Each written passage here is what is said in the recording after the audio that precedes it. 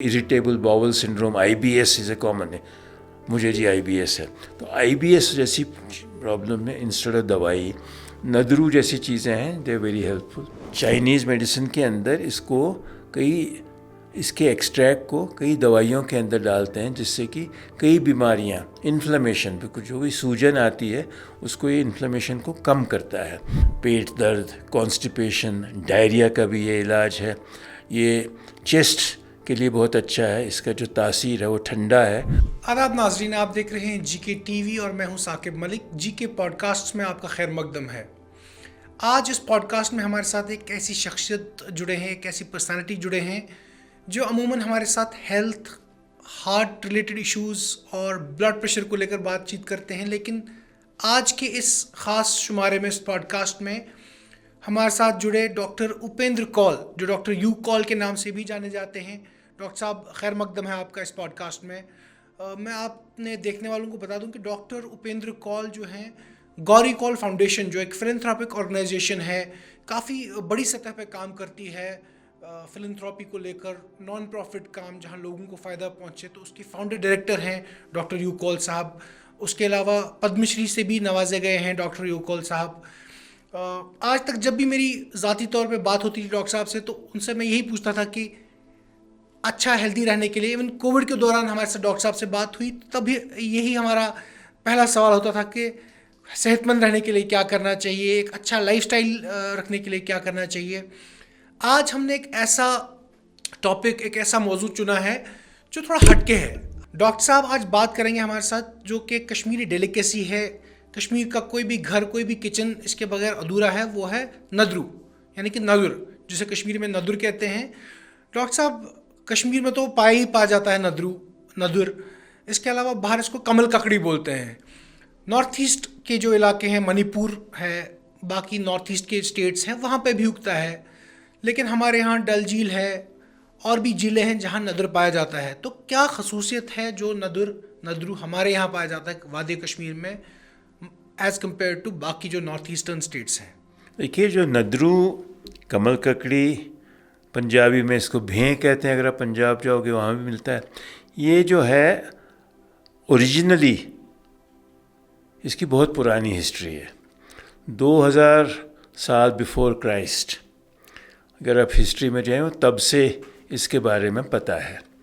और जैसे कि कल्चर की बहुत सारी चीज़ें एशिया और साउथ एशिया और इसके ऊपर के एरिया में चाइना से आई हैं, तो ये वर्ल्ड लिटरेचर में चाइनीज़ में अगर आप जाएं तो वहाँ से इसकी पैदाइश है, वहाँ से पता है।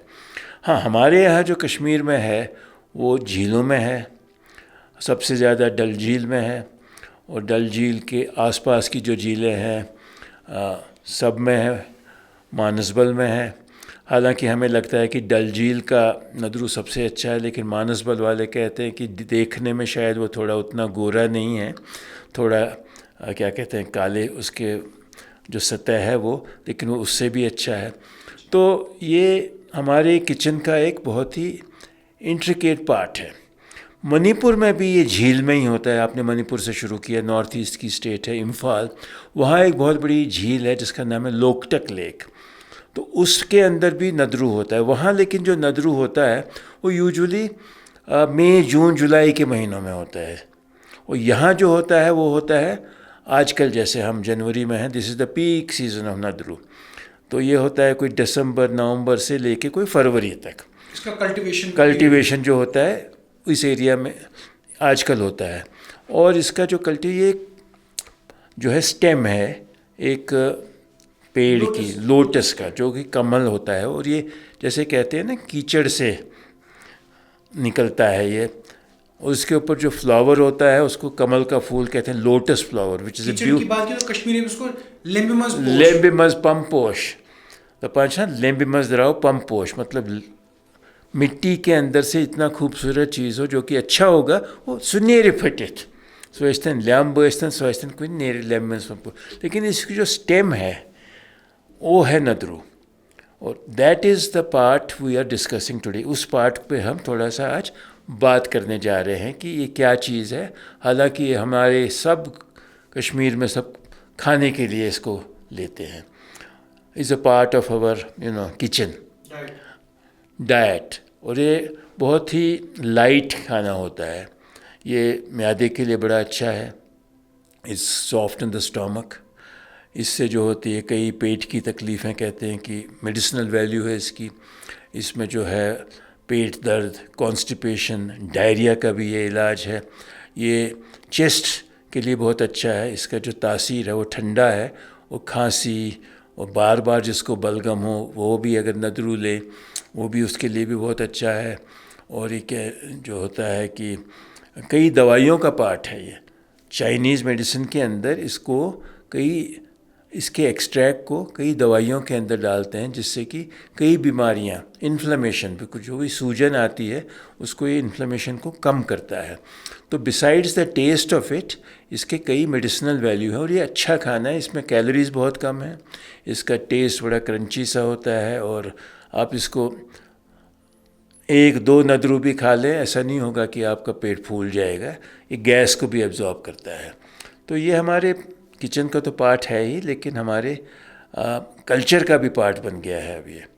और अगर आपको याद होगा 2014 में, अगर आपकी याददाश्त थोड़ी सी 10 साल पहले जाए, जब फ्लड आए थे कश्मीर में, डिवास्टेटिंग फ्लड, डल के अंदर गंदा पानी आ गया था और नदरू ख़त्म हो गया था, ऑलमोस्ट ख़त्म हो गया था।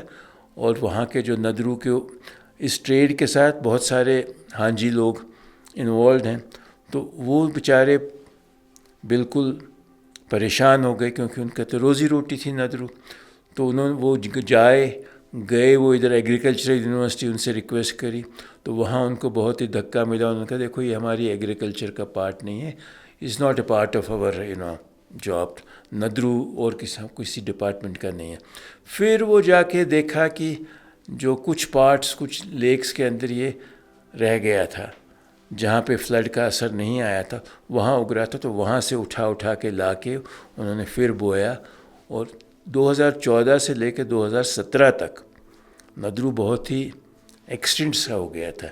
वो 2017 के अंदर ही फिर हमारे पास आया और आजकल फुल ब्लूम में है। किसी भी सड़क पे जाइए आप, इधर नौगांव की सड़क पे जाइए, देखिए कितने नदरों वाले सड़क पे नदरू बेच रहे होते हैं। डल के पास जाइए तो वहाँ तो नदरू ही नदरू है। फोरशोर रोड पे जाइए, वहाँ कुछ लेडीज़ बैठी हुई होती हैं नदरू और हाक लेके और शलगम लेके। तो बेहतरीन तरीका क्या है डॉक्टर साहब, मेडिकल साइंस के तौर पे बेहतरीन तरीका क्या है इसको कंज्यूम करने का, किस तरह से? क्योंकि हमारे यहाँ अक्सर इसको मछलियों में डाला जाता है, या नदर मंच बनाना, या नदरू यखनी बनती है। इसको रोस्टेड, फ्राइड, कुक्ड, बेहतर तरीका क्या है कंज्यूम करने? वो तो अपना अपना शौक़ है।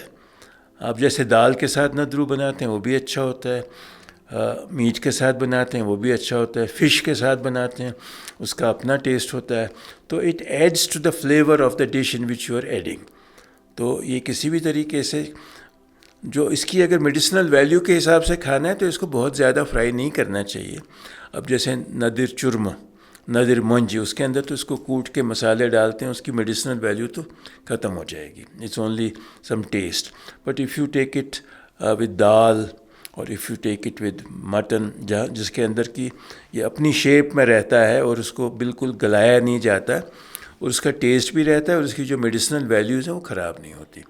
अब डॉक्टर साहब ये तो मेडिसिनल वैल्यू की बात रही, हम बात करते हैं जो नदर का प्राइसिंग मैकेनिज़्म है, इसकी ग्रोथ साइकिल है। ये तो ग्रोथ साइकिल काफ़ी दिलचस्प है इसकी, उसके साथ साथ जो प्राइस पॉइंट हैं इसके, उनके बारे में आपका क्या कहना है? क्योंकि आपने नदरू को स्टडी किया है, मैं आपने देखने वालों को बता दूं कि डॉक्टर साहब की काफ़ी दिलचस्पी है, ना सिर्फ मेडिकल साइंस में, ना सिर्फ हार्ट और हार्ट रिलेटेड एलिमेंट्स डिजीज़ में, बल्कि रोज़मर्रा का जो डाइटरी हैबिट्स है, खाने पीने की आदतें जो हैं, उसको काफ़ी पेचीदगी से स्टडी करते हैं डॉक्टर साहब। तो मेरा ये सवाल था कि किस तरह से आप देखते हैं इसके ग्रोथ साइकिल को किस तरह से बेहतर बनाया जा सकता है? क्योंकि आपने बताया इसका यील्ड अक्टूबर से जनवरी तक जैसे हमको पता होता है, कैसे इसको डाइवर्सिफाई किया जा सकता है? इसको क्रॉप डाइवर्सिफिकेशन भी बोलते हैं, जबकि साल के और भी मौके हैं जहां इसको उगाने की कोशिश की जा सकती है। तो प्राइस पॉइंट और ग्रोथ मैकेनिज्म के बारे में थोड़ा रोशनी देखिए, ग्रोथ जो जैसे देखा कि इसको चाहिए स्टैगनेंट वाटर लेक, और वो लेक जो है ना रिलेटिवली साफ़ होनी चाहिए। तभी जब मैंने आपको फ्लड का जो बताया उसमें मिट्टी आ गई, पानी आ गया, गंदा पानी हो गया, नदरू ख़त्म हो गया। सो इसको जो है डल लेक और जिस लेक के अंदर भी जिस एरियाज़ में लगा रहे हैं वो उसके अंदर कूड़ा करकट सीवेज वगैरह नहीं डालना चाहिए, तब ये बढ़ेगा, अच्छा होगा और सेहत के लिए अच्छा होगा। अब आप उसमें कूड़ा वगैरह डालें मर जाएगा और जो भी बनेगा तो that will be full of disease. So एक तो वो है, तो उनको जो है जो इसका काम करते हैं, जो इसको लगाते हैं इस पौधे को, उनको कुछ सब्सिडी देनी चाहिए, उनको इनकरेज करना चाहिए और उस एरिया को जो भी अथॉरिटीज़ उसकी सफाई वगैरह देख रहे हो उस पर ख़ास ध्यान देना चाहिए। और ये भी देखना चाहिए कि उनको कितनी मेहनत करनी। सर्दी के जब दिनों के अंदर, जबकि इसकी यहाँ कश्मीर में मैक्सिमम डिमांड होती है और मैक्सिमम यील्ड होता है, उन दिनों में टेम्परेचर होता है बाहर माइनस, रात में -6 -7, दिन में भी 3-4, उसके अंदर ये लोग नीचे जाके उसको निकाल के लाते हैं। तो इसको जो है ना, इसलिए उनको इसके लिए इंसेंटिव देना चाहिए। It should have a good price. और किस तरीके से इसको बेचते हैं, हालांकि मैं नहीं कह रहा कि कंट्रोल करो उसका, अपने आप ही इसकी प्राइस बनी हुई है। जैसे कि आप किस किस्म का नदरू खरीद रहे हो, अगर आप अच्छे नदरू के फाइनेंशियल नदर विदाउट एनी छोटे मोटे नदरू के साथ लेते हो तो 500 रुपये की भी मिलती है एक गेड़ी अथवा कशिर पर गड्डी।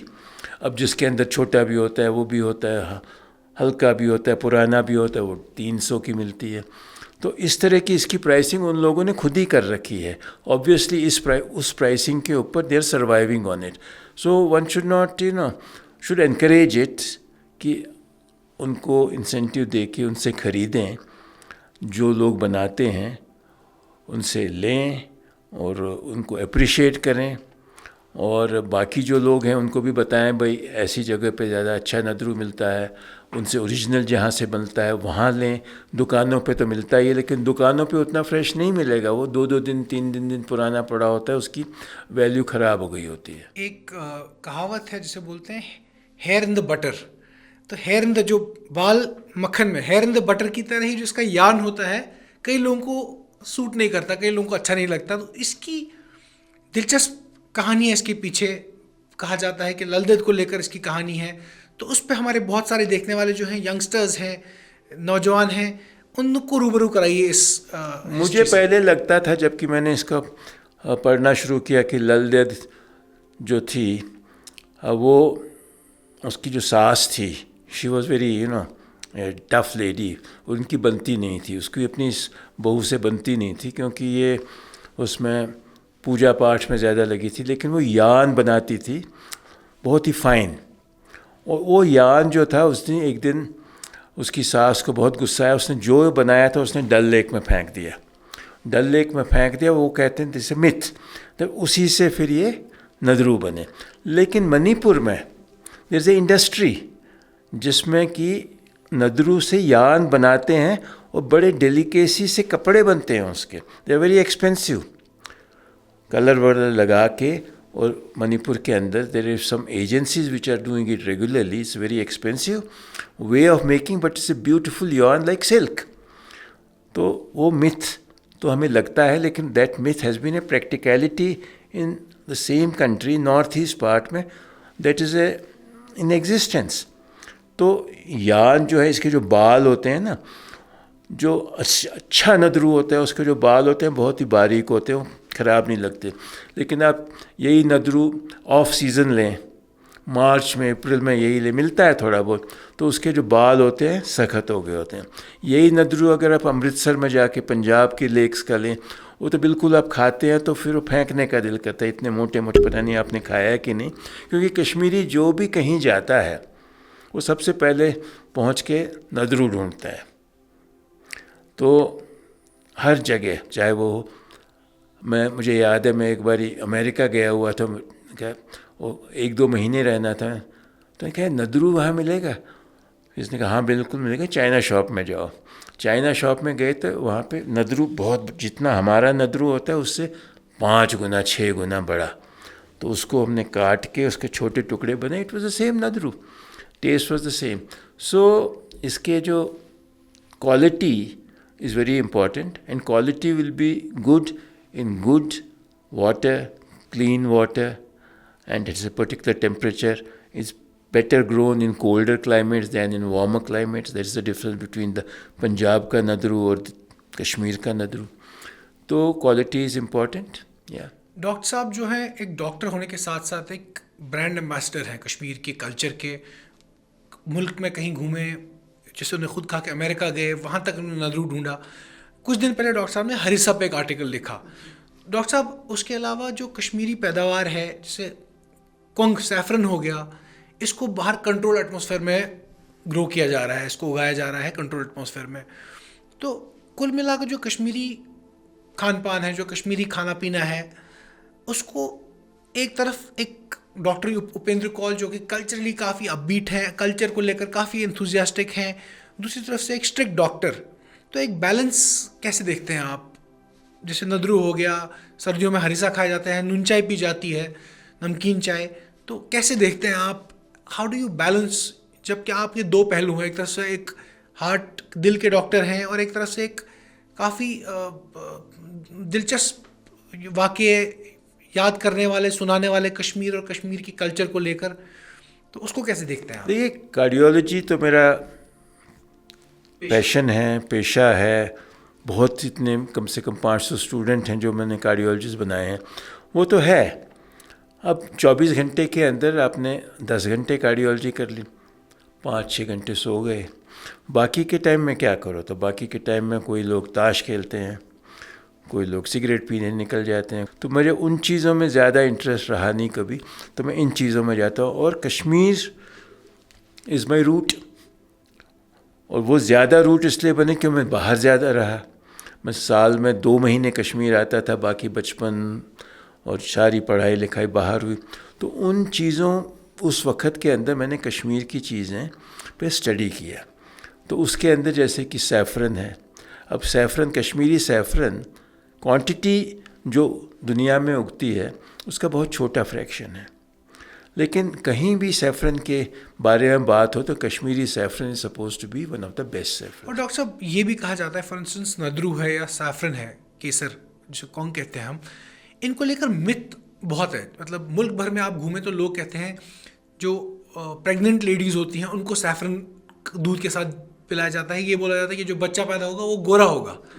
या नदरू को लेकर कमल ककड़ी, जिसे आपने कहा पंजाब में कहते हैं, इसको लेकर अलग अलग मिथ हैं। वो मिथ्स हैं और मेडिसिनल बेनिफिट सच में है, बेनिफिट्स हैं? देखो, मेडिकल बेनिफिट्स तो क्लियरली है, that has been shown, scientifically proven.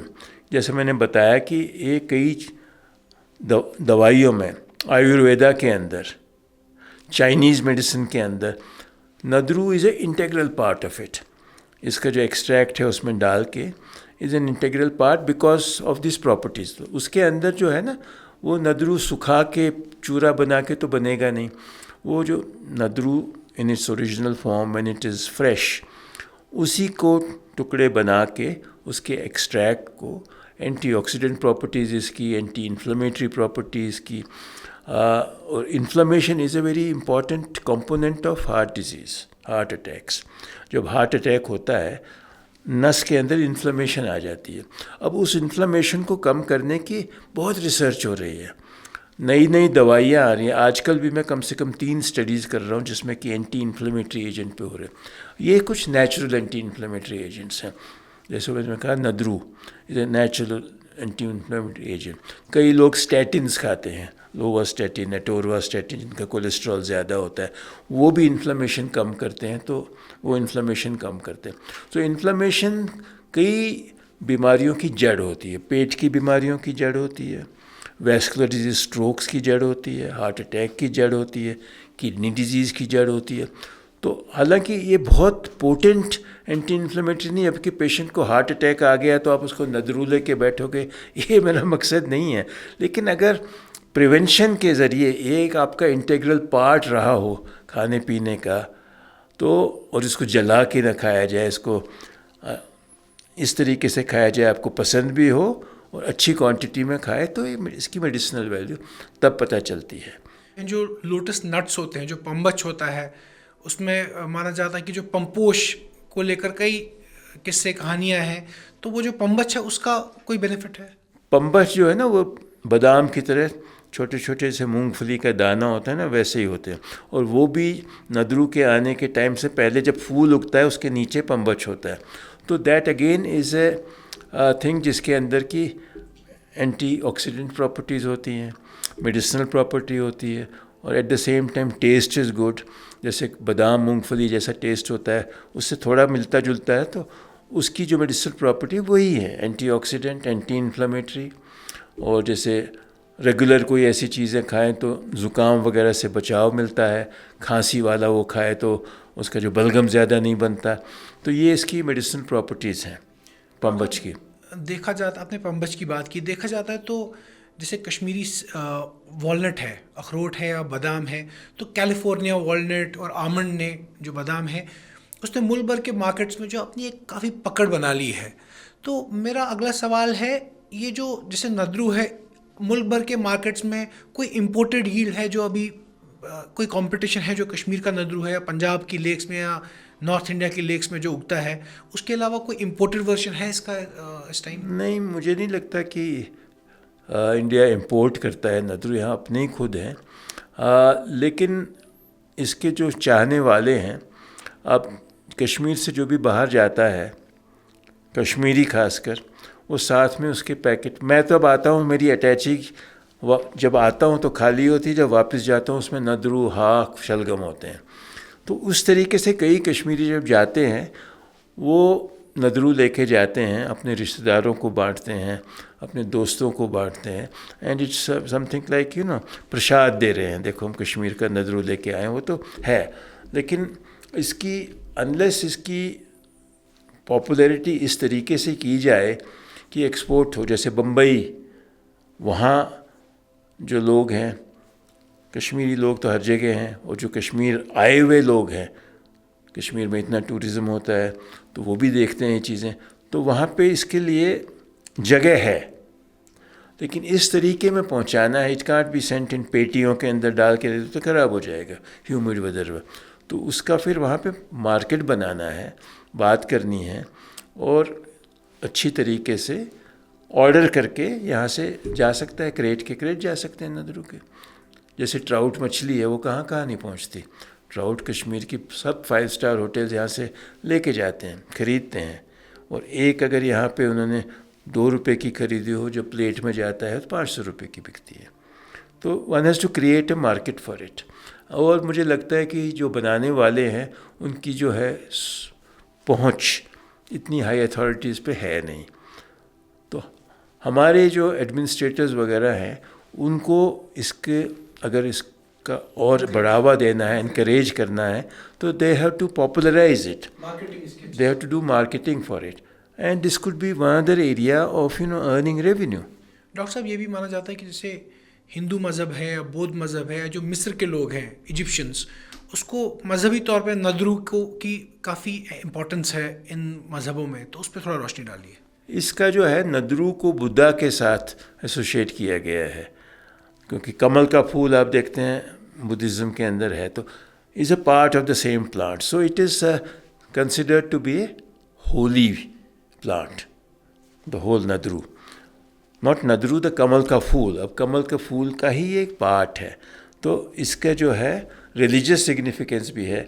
इसको घरों के अंदर जैसे फ्लावर पॉट्स के अंदर फ्लावर रखते हैं, ऐसे ही इसके नदरू की चीज़ें भी रखते हैं, उसके बीच में रखते हैं। इन रिलीजन्स के अंदर, इनके अंदर पगोडाज के अंदर या इनके गुम्पाज के अंदर नदरू एज ए प्लेस। तिब्बत के अंदर जाइए तो वहाँ पे आपको दिखेंगे कि नदरू वहाँ पे भी नज़र आता है। तो इसकी रिलीजियस सिग्निफिकेंस तो बहुत पुरानी, जैसे मैंने बताया कि 2000 ईयर्स बिफोर द क्राइस्ट से इसकी सिग्निफिकेंस रही है इन द चाइनीज़ लिटरेचर। उसके बाद बुद्धिज़्म आया, तो बुद्धिज़्म के अंदर के भी अशोका वगैरह, उसके उनके साथ भी कमल का फूल हमेशा साथ रहा। तो लोटस जहाँ रहा वहाँ नदरू साथ रहा। Nadru is the thing which gives sap to the flower. तो आखिर में हमारे देखने वालों को आप किस तरह के टिप्स या कुछ डूज एंड डोंट्स बताएंगे, इस तरह के खाने जो हैं, जो काफ़ी ऑर्गेनिक हैं, किस तरह से आप मतलब एडवोकेसी करते हैं ऑर्गेनिक खाने की, ऑर्गेनिक फूड्स की जो कि नेचुरल हैं, और क्या टिप्स देंगे आप हमारे देखने वालों को? देखिए, इससे नदरू के बारे में हम बात कर रहे हैं तो मैं नदरू पे ज़्यादा दूंगा। नदरू जैसे मैंने बताया कि ये एक हेल्दी खाना है, लो कैलोरी खाना है। आजकल लोग लो कैलोरी पसंद करते हैं। It has a high fibre content. Fibre की बात करते हैं आप, जो आप दवाई में फसतिस बगोल खाओ और ये फाइबर खाओ, इसका अपना ही फाइबर है। तो ये जो फाइबर है इंटेस्टाइन में जब जाता है, बल्क बढ़ाता है, तो आपका कॉन्स्टिपेशन नहीं रहता। कब्ज़ is a constant problem in our society, 2 दिन मोशन नहीं हुआ तो परेशान। तो ये जो चीज़ें हैं, जो कि नेचुरल चीज़ें हैं, roughage is much better than going and buying Dulcolax और going and buying Cremaffin and other thing which produce motion तो आती है लेकिन साथ में पेट दर्द होती है, उसमें क्रैम्प्स आते हैं। This a natural kind of a substance which brings and regulates the bowel movements. So उन चीज़ों के लिए अच्छा है, खाने में अच्छा लगता है, कैलोरीज़ में कम है, और क्या कहते हैं, डेलिकेसी। आप बैठे हुए चाय के साथ थोड़े से नदरू को फ्राई करके खा लिया, आपको एपेटाइट अच्छा आता है। तो हर तरीके से खाने में तो है ही। और उसके साथ में जैसे कह रहे हैं कि रेगुलर कंजम्पशन इस सीज़न के अंदर, जो कि खांसी ज़ुकाम सर्दियों में बहुत होता है, तो नदरू इज़ अ थिंग जो कि उसको कम करता है। इलाज नहीं है, लेकिन जो रेगुलर खाते हैं उनको कम होती है। इसी तरह से irritable bowel syndrome, IBS is a common है। मुझे जी IBS है, तो IBS जैसी प्रॉब्लम में इंस्टेड ऑफ दवाई, नदरू जैसी चीज़ें हैं, they are very helpful. At the same time आपको नहीं लग रहा कि दवाई खा रहे हैं, खाना खा रहे हैं, तो उससे जो इंटेस्टाइन सॉफ्ट हो जाती हैं। पाइल्स की बीमारी जिनको है, वो ये चीज़ खाएं तो सख्त नहीं होती मोशन, तो पाइल्स की जो है दर्द, और पाइल्स में जो ब्लीडिंग वगैरह होती है वो कम हो जाएगी। नॉट दैट आपको पाइल्स हो गई तो आप नदरू से ठीक करोगे, लेकिन ये रेगुलर खाओगे तो piles is a very common thing. Supplement as a supplement which leads to more comfort. So बाकी मेडिसिन बेनिफिट्स तो हमने कहा ही कि एंटी इन्फ्लेमेटरी, एंटीऑक्सीडेंट, ये सब चीज़ें जो है इन द लॉन्ग रन आपकी जो ज़िंदगी है उसमें बीमारी कम लाती है और टू सम एक्सटेंट लॉन्जिविटी बढ़ाती है। जैसे कश्मीर है डॉक्टर साहब, तो यहाँ नॉन वेजिटेरियन खाना जो है, मीट हो गया या चिकन हो गया, उसका काफ़ी कंजम्पशन है। तो इस तरह का बैलेंस होना ज़रूरी है, उसको कैसे देखते हैं? बिल्कुल, जैसे आपको गोश्त पसंद है और रोज़ खाना चाहते हो, उसमें आप डिफरेंट चीज़ों के साथ बना के खाइए। कम गोश्त बनाइए, उसके अंदर नदरू खूब डालिए, तो टेस्ट भी बढ़ जाता है। गोश्त का पीस एक खाओगे, 4 नदरू खाओ, लगता है अच्छा खासा खाना खा लिया, बैलेंस बन जाता है। कैलोरीज भी कम हो गई, उसकी बाकी अच्छी प्रॉपर्टीज़ भी आ गई, और जो उसमें कोलेस्ट्रॉल एक चीज़ में ज़्यादा है, एक में है ही नहीं, तो दोनों को बैलेंस कर दिया। So it becomes a kind of A wholesome, holistic, good diet. शुक्रिया डॉक्टर साहब, आपने हमारे साथ बात की इस बार एक अलग मौजू पे, एक अलग टॉपिक पे, और काफ़ी एनलाइटन किया आपने हमको, हमारे देखने वालों को। काफ़ी दिलचस्प रही है बातचीत, और उम्मीद करते हैं कि आने वाले वक्त में भी आपके साथ अलग अलग मौजू, अलग अलग टॉपिक पे बात होती रहे। डॉक्टर यूकोल साहब काफ़ी एक एक्सपर्टीज़ रखते हैं, कमांड रखते हैं कश्मीर को लेकर, कश्मीर से जुड़ी चीज़ों को लेकर। उम्मीद करते हैं कि देखने वालों को भी अच्छा लगा ये पॉडकास्ट। देखते रहिए GK TV।